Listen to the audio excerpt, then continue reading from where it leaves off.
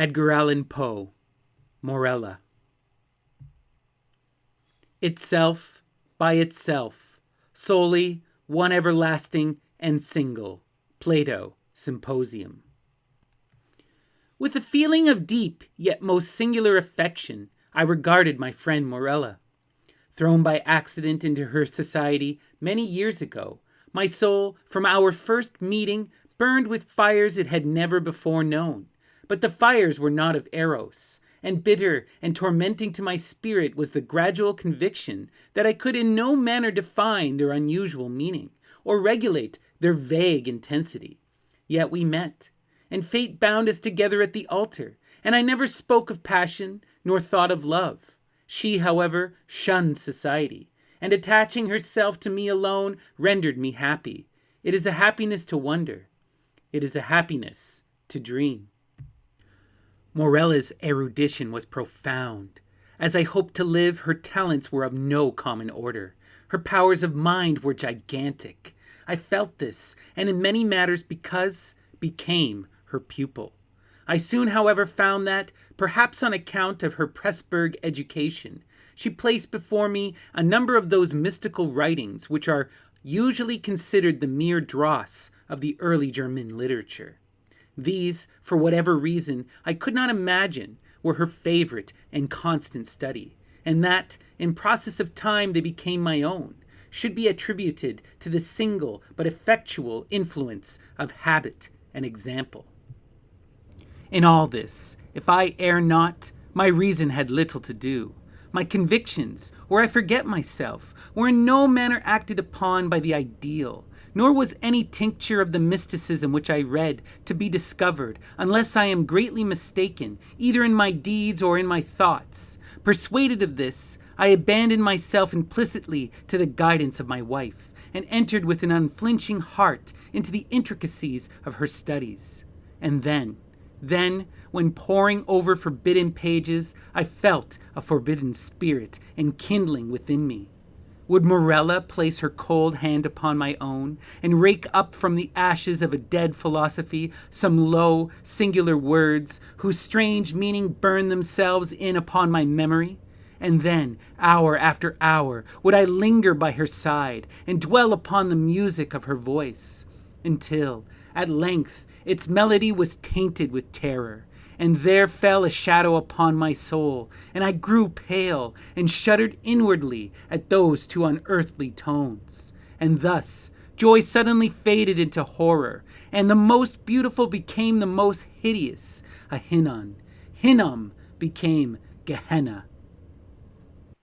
It is unnecessary to state the exact character of those disquisitions which, growing out of the volumes I have mentioned, formed for so long a time almost the sole conversation of Morella and myself. By the learned in what might be termed theological morality, they will be readily conceived, and by the unlearned they would, at all events, be little understood.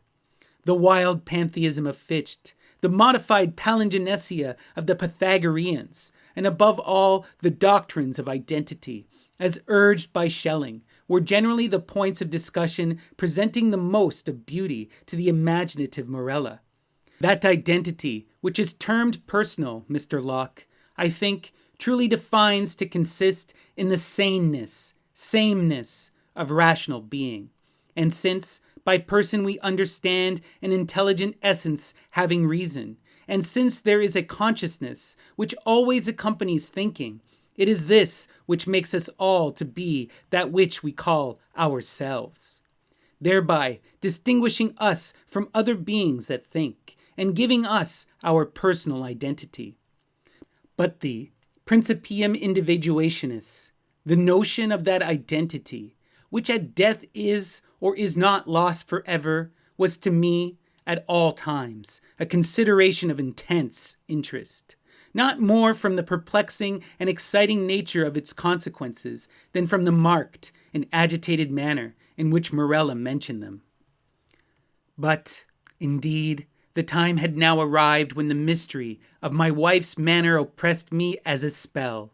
I could no longer bear the touch of her wan fingers, nor the low tone of her musical language, nor the luster of her melancholy eyes.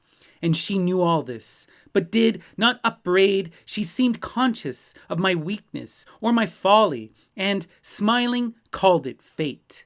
She seemed also conscious of a cause, to me unknown, for the gradual alienation of my regard, but she gave me no hint or token of its nature.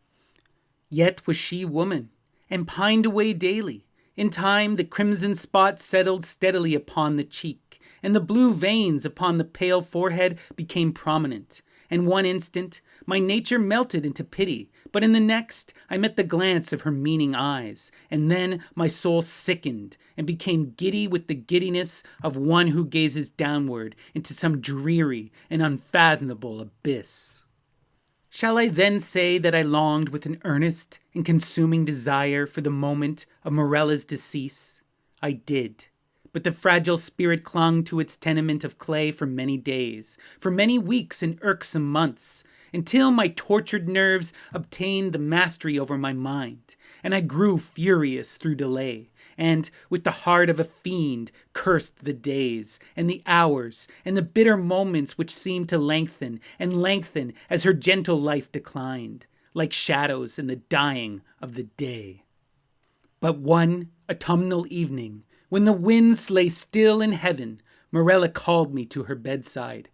There was a dim mist over all the earth, and a warm glow upon the waters, and amid the rich October leaves of the forest, a rainbow from the firmament had surely fallen. "It is a day of days," she said, as I approached, "a day of all days either to live or die.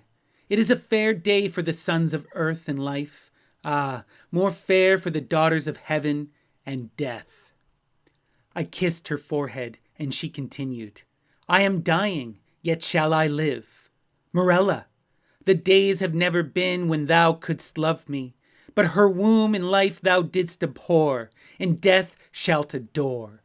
Morella, I repeat, I am dying, but within me is a pledge of that affection, how little, which thou didst feel for me, Morella. And when my spirit departs, shall the child live, thy child and mine, Morella's. But thy days shall be days of sorrow, that sorrow which is the most lasting of impressions, as the cypress is the most enduring of trees. For the hours of thy happiness are over, and joy is not gathered twice in a life, as the roses of Paestum twice in a year. Thou shalt no longer then play the Teian with time, but, being ignorant of the myrtle and the vine, thou shalt bear about with thee thy shroud on the earth, as do the Mussulman at Mecca." "Morella," I cried, "Morella, how knowest thou this?" But she turned away her face upon the pillow, and a slight tremor coming over her limbs, she thus died, and I heard her voice no more. Yet, as she had foretold, her child, to which in dying she had given birth, which breathed not until the mother breathed no more, her child, a daughter, lived.